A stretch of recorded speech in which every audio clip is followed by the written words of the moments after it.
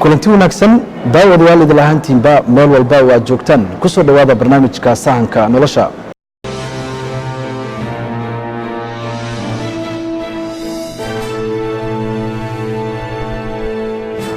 anigu cabdikariim mursal faarax ah ayaa idinla socodsiinaya barnaamijka toddobaadkanna waxaa inoogu marti ah wasiirka macdanta iyo batroolka Soomaaliya Cabdirashiid Maxamed Axmed oo magaalada Cape Town uga qayb galay shirka toddobaadka shidaalka Afrika oo looga hadlayay shidaalka qaaradda Afrika wasiirka waxaan weydiin doonaa su'aalo badan oo la xiriira meesha uu marayo dadaaladii lagu soo saarayay shidaalka Soomaaliya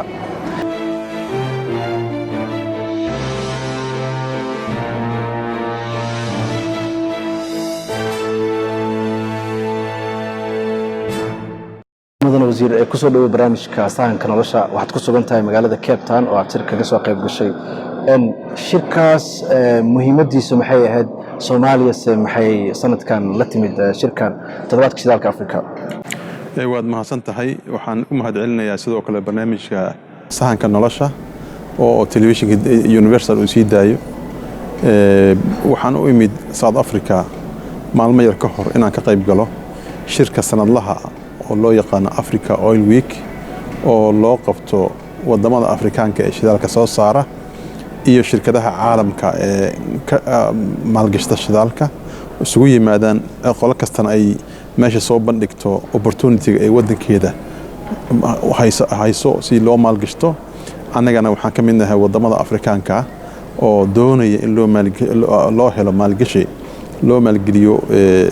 mashaariicda shidaalka ee Soomaaliya oo la filayo insha Allah taala kullu inay Soomaaliya ka bilowdaan qodistii shidaalka oo in muddo aad ku hooleedeen halkee wax idin marayaan hadda mashaariicda shidaalka waxa ugu horeyn laga bilaabaa in horta la dejiyo shuruucdii lagu maamuli lahaa oo wadankana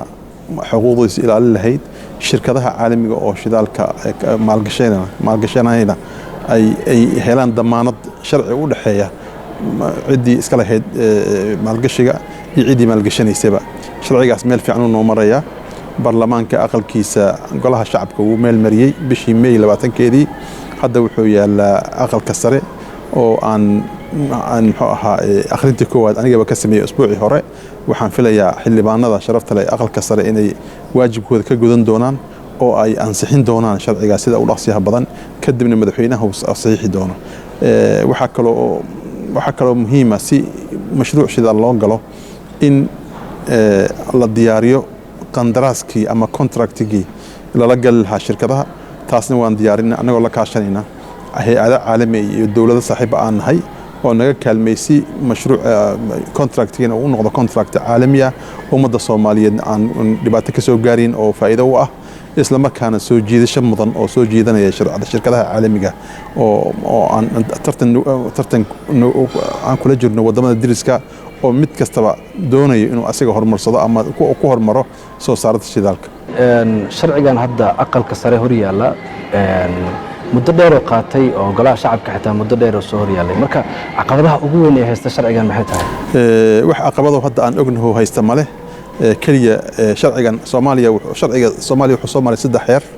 mar xilligii dawladii kacaanka ahayd Maxamed Siyaad Barre wuxuu sameeyay sharci loo yaqaan sharciga macdanta 1984 la ansixiyay oo madaxweynaha xilligaas Maxamed Siyaad Barre Allah naxariisto oo saxiixay waxa kaloo dib u eegis lagu sameeyay qaybta batroolka ee sharcigaas sanadkii 2008 waxa saxiixay markii baarlamaankii toddobaad uu ansixiyay Allah naxariisto madaxweynihii ku meel gaarka ee Soomaaliya mudane Cabdullaahi Yuusuf haddana kii dib u eegis lagu sameeyay sababta loogu sameeyay ay tahay Soomaaliya oo qaadatay nidaam federaal ah nidaamkaas federaalka wuxuu u baahan yahay in la shuruucda wadanka ay la jaan qaadaan sharciga batroolkan wuxuu ka mid yahay shuruucda dib u eegista saas darteed loogu sameeyay meel fiican u maraya khubaro badan aan la kaashanay aqoon-yahano Soomaaliyeed oo sharci yaqaan ka shaqeeyay muddo fiican oo ku filan ayaa laga fikiray oo sharciga uu yeelay golaha shacabka haddana aqalka sare waxaan aaminsanahay hadduu arko inuu sida u fudud u meel marin doono haddii Ilaahay yiraahdo shirkadaha la kulantaan inta badan waxa soo bandhigtaan qeyraadka ku jira dalka laga yaabo marar badan aad heshaan shirkado daneynaya ilaa hadda ma jiraan wax heshiise ah oo shirkadahaas aad la seexateen oo ku saabsan soo saaridda shidaalka Soomaaliya kadib asaasitaankii dowladdii federaalka ee Soomaaliya 2012 markii la aasaasay dowladda Soomaaliyeed waxay go'aansatay saan ku sheegay inay dib u eegis ku sameeyso sharciga batroolka isla markaasna waxay heshiisyo la gashay laba shirkadood oo sahan u sameeyay badda Soomaaliya qayb kamid ah kaliya inta dowladda federaalka la aasaasay waxay heshiis gashay oo kaliya heshiis labadaas shirkadood la sameeyay oo ku saabsan inay sahan noogu sameeyaan badda Soomaaliya laakiin shirkad hadda la heshiiyay oo la leeyahay shidaal bay soo saaraysaa ilaa hadda wax heshiis lama gelin waxaana inta la sugayay in shuruucda ay noo soo dhamaadaan kadibna aan si rasmi ah ula fariisano oo maartay taxadir leh ayaan rajaynaynaa in shirkadaha wala gali doono heshiisyo shirkadda Spectrum waa shirkaddii sameysay sahmintii ugu dambeysay ee 2D-ga ahayd ee Soomaaliya lagu sameeyay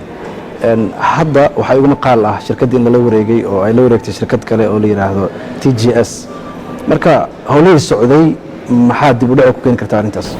waa run shirkaddii Spectrum waxaa u wareegatay ama la wareegay shirkad loo yaqaan TGS oo ka weyn iyada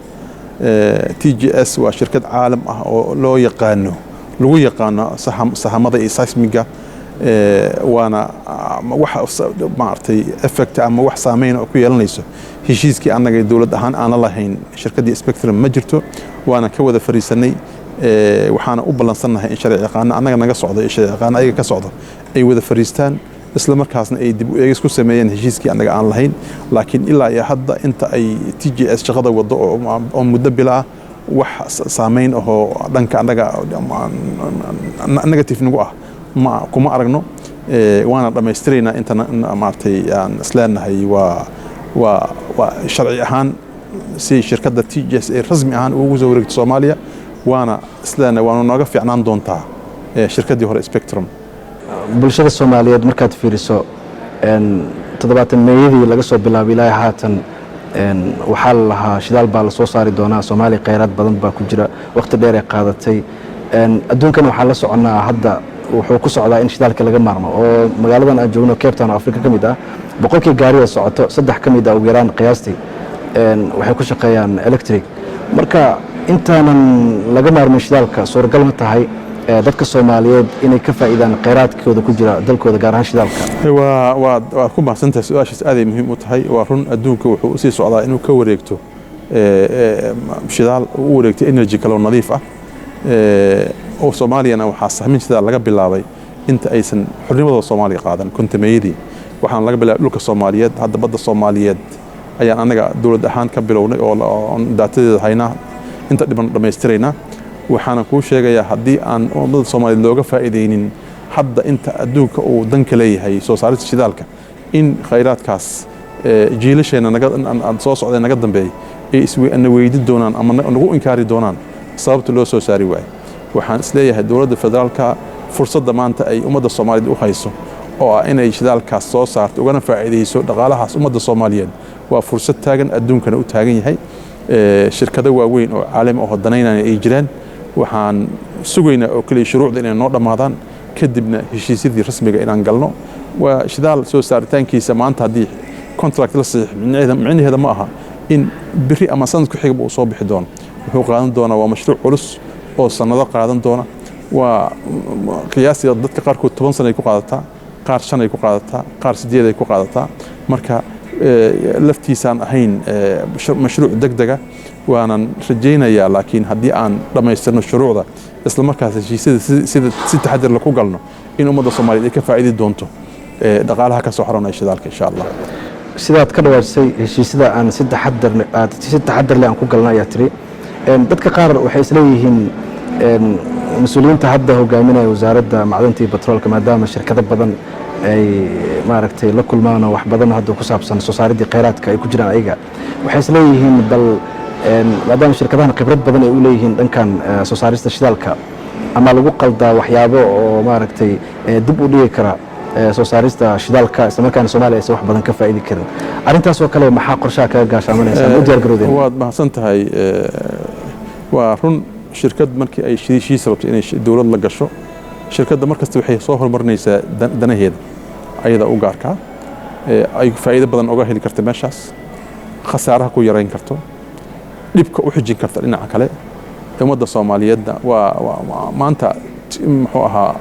annaga waxaan nahay wadamada ugu dambeeya oo shidaal inay soo saaraan ku fikiraay waxaan ka faa'iideysanaynaa khibradihii adduunka oo soo maray wadamo ka faa'iidaa jira soo saarista shidaalka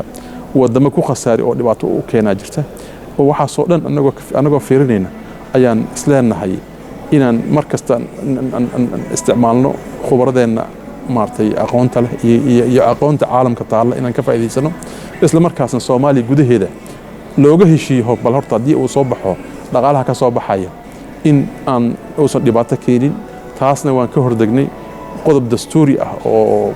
dastuurkeena ku jira oo dhahayo waa in laga heshiiyaa khayraadka dabiiciga ah waxa ka soo baxa taasna waan ka heshiinay June 5 2018 ayaa ummadda Soomaaliyeed hogaamiyaashooda oo ay ku saxiixeen Baydhabo heshiiskii lahaanshaha maamulka iyo wadaagga khayraadka dalka kaas meesha wuxuu ka saarayaa in Soomaaliya dadka qaarkood ay ku fikiraan waxa soo bax ayaa lagu dagaalami doonaa laguma dagaalami doono cid kasta waxay leedahay meeshaas ay ku caddahay dawladana way tixgelinaysaa wayna ilaalinaysaa heshiiskaas Somaliland heshiiskaas qayb ka maysan ahayn dawladda federaalkan waxay sheegtaa in Somaliland ay ka tirsan tahay Soomaaliya arinta ku saabsan soo saarista shidaalka iyo dadaaladan socda yaa wakiil uga ah Somaliland maadaama ognahay inaysan qayb ka ahayn heshiiska hore waa saxsan tahay Somaliland waa qayb ka mid ah Soomaaliya sharciyan adduunka oo dhan wuxuu aqoonsiyaa Soomaaliya inay mid tahay heshiiskaas oo aan ku sheegay wadaagga khayraadka dalka markii lagu gaaray Baydhabo wuxuu heshiiska sharci noqday markuu baarlamaanka Soomaaliya maray baarlamaanka Soomaaliya ayaa ansixiyay baarlamaanka Soomaaliya waa loo dhan yahay cid kasta oo Soomaali ah ayaa ku jirta sidaas ayuu sharci ku yahay isla markaasna Somaliland ay uga faa'iideysan doontaa khayraadka wadanka inta marka la soo saaray insha Allah cabsida ugu weyn ee haysata bulshada Soomaaliyeed waxay tahay in aad seexdaan heshiisyo aad la galeysaan shirkadaha soo saara shidaalka marka dadka qaar waxay tuunsiin ba inaad ay jiraan heshiisyo aad gashaan marka arrimahaas maxaa ka run ah horta heshiis shidaal oo la galay oo qarsoomi kara ma jiro shirkadaha aan la galayna laftooda waxay rabaan meel ay ku shaqeeyaan iyo dadka saamiyada ku leh waxay ogeysiyaan marka heshiis qarsoodi lagu gali karo oo shidaal ma jiro waana u ballan qaadaynaa ummadda Soomaaliyeed amaanadooda aan gacanta ku hayno in ismeel cidla ku dhacayna heshiis kastoo la gali doono ummadda Soomaaliyeed way ogaan doontaa waana lagala tashanayaa intooda khibradda u leh bishii June Amsterdam waxaad shirkad kula seexateen heshiis oo markii dambe laydinku siiyay sida la sheegay 1.7 milyan marka heshiiskaas muxuu ahaa mise jira heshiiskaas waa jira heshiiskaas wuxuu ahaa heshiis Soomaaliya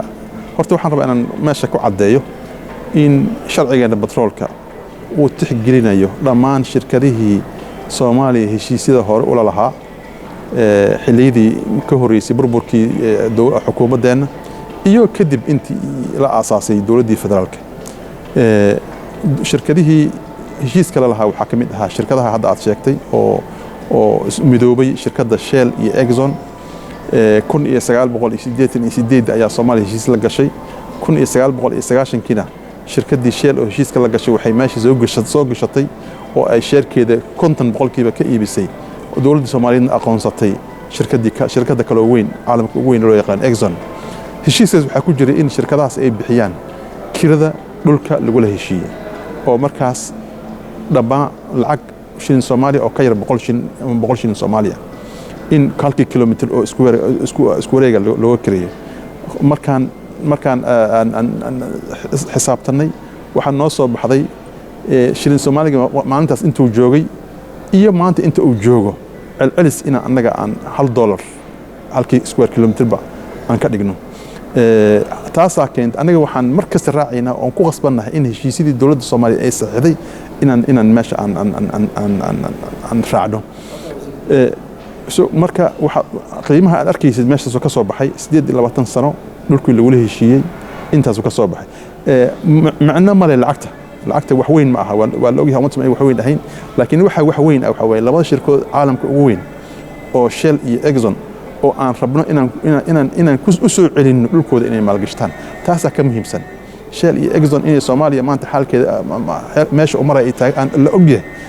inaan ku qancin in Soomaaliya maalgashigeeda dib ula soo noqdaan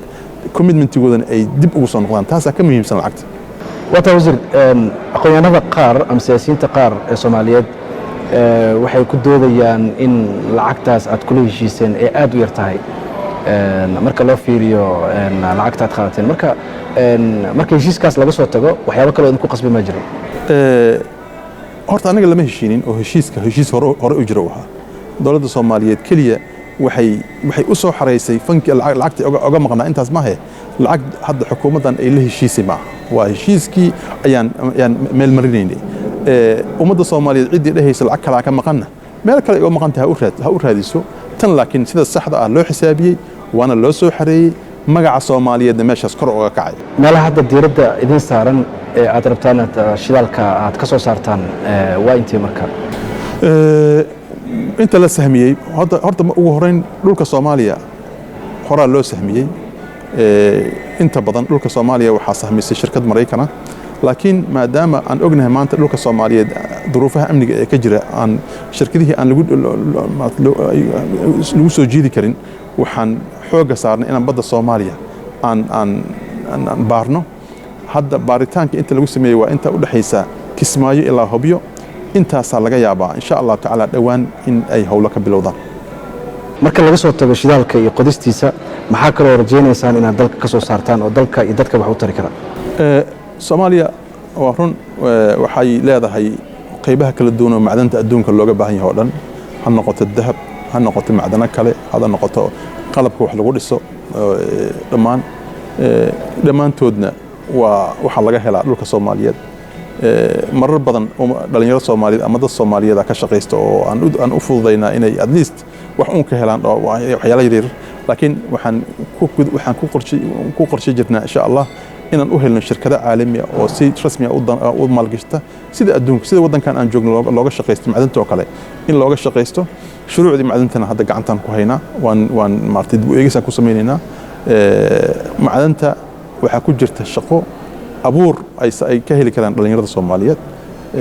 taasna insha Allah tacaala dhawaana aan soo bandhigaynaa dilayda waxaa nagu maqaal ah inaad 15 blocks waa hadii aan saxanahay inaad naadinaysaan oo aad u sheegaysaan shirkadaha in 15kaas blog ay diyaar yihiin in la maalgashto marka maalgashigaas muxuu noqon karaa maalgashi nooc ama kan shidaalka lagu soo saarayo kaliya ba mase waa run horta inta baaran 15 blog ma way ka badan yihiin waxa aad u badan blog dhulka Soomaaliyeed blogyo badan u qaybsan yahay soo bandhigitaanka hadda macluumaadka sahanka badda la sameeyay aan soo bandhignaa 15 hadda aan ku soo bandhignay 15 kaasaan niri bal ugu horeyntii bal fiiriya habka ay ihtimaam ama interest ugu sameyn karto Soomaaliya iyo shirkadahaba mana aha micnaheeda soo bandhigitaanka aan soo bandhignay 15 blog la bixinaya ama la qaybinaya ama la iibinaya micnaheeda ma aha laakiin waa soo bandhignay anaga inta markaas aan dan ka leenahay dawlad ahaan aan u aragnay inay dan ku jirto ayaan tartiib aan ula falgalayna hadii Ilaahay ma jiraan marka hadda shirkado miiska saaran oo diyaar u ah in heshiiskaas ay siixaan macluumaadka aan shalay soo bandhignay oo ku saabsanaa 15 blog ee dhulka Soomaaliyeed baaritaankii laga sameeyay badda Soomaaliya waxay muujinayaan in dhulkaas uu ku jiro shidaal badan oo ganacsi gali kara saas darteed shirkadaha danaynaya Soomaaliya dhowr arrimood ay ku danaynayaan waa koow waxay arkeen daatada seismikada ee laga hayo dhulka Soomaaliyeed inay tahay data aad u weyn oo aad u ballaaran oo aan ay shirkadda ku khasaari doonin koow number 2 Soomaaliya waxay meesha la baaraya waa badda Soomaaliya ee badweynta India oo u furan adduunka oo fududahay cidii batroolka ka shaqeysatay soo saarta isla markiiba adduunka loo iibgeyn kara iyadoo aan suuq adduunka kale u furan yahay waxa u furan wadamada bariga China India kulli way u furan yihiin adduunka intiisa kalena Soomaaliya way u fududahay in shidaalkeeda laga iibiyo number 3 waxa kale meesha aan laga saari karin in dawladda Soomaaliyeed ay dadaal badan ugu jirto in ay ammaan geliso dhulka laga baari doono hadii Ilaahay yiraahdo waana waajib saaran dawladda inta la soo saarin marka shidaalkaas ma jiraan shirkado batroolka ka ganacsado oo dad Soomaaliyeed ay leeyihiin amaba dawladda Soomaaliya shirkado Soomaaliyeed oo batroolka ka ganacsada marka loo eego soo dhoofinta way jiraan laakiin shirkado Soomaaliyeed oo waaweyn oo lagu yaqaan inay batroolka soo saaraan ilaa iyo hadda ma jiraan laakiin ciddii Soomaaliyeed ee dan awood u leh inay shidaal soo saarto ama ay xataa la wadaagto shirkado kale waaweyn waan soo dhaweynaynaa privilege ama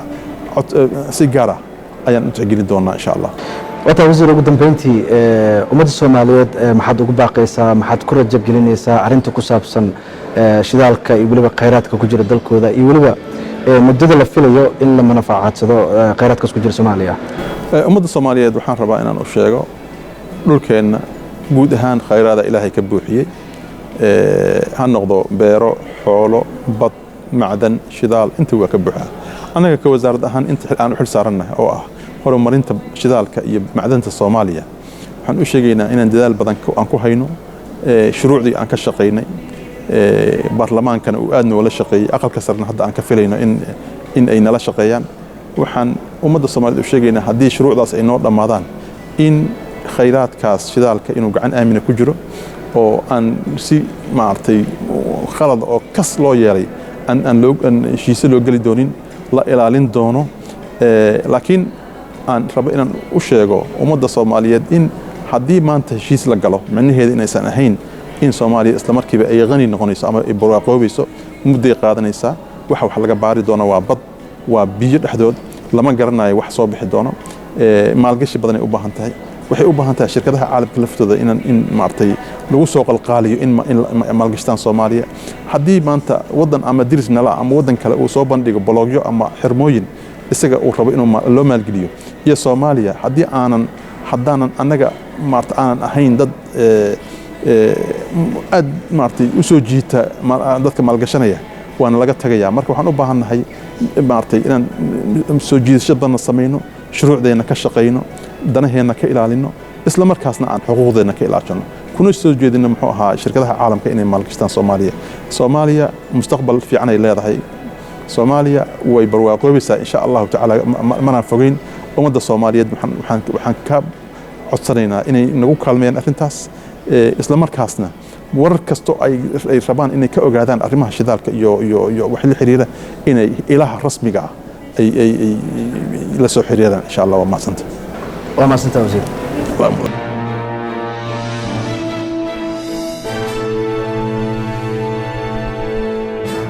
kaasi wuxuu ahaa wasiirka macdanta iyo batroolka Soomaaliya Cabdirashiid Maxamed Axmed oo aan ku wareysanay barnaamijka sahanka nolosha isagoo ku sugan magaalada Cape Town ee dalka Koonfur Afrika anigoo ah Cabdikariin Mursal Faarax ayaa barnaamijka idila socodsiinayay tan iyo toddobaadka dambe intaan ku kulmi doono barnaamijkan mid la mid ah waxaan idinku dhaafaynaa sida ay nabadgelyo assalaamu calaykum ورحمة الله وبركاته.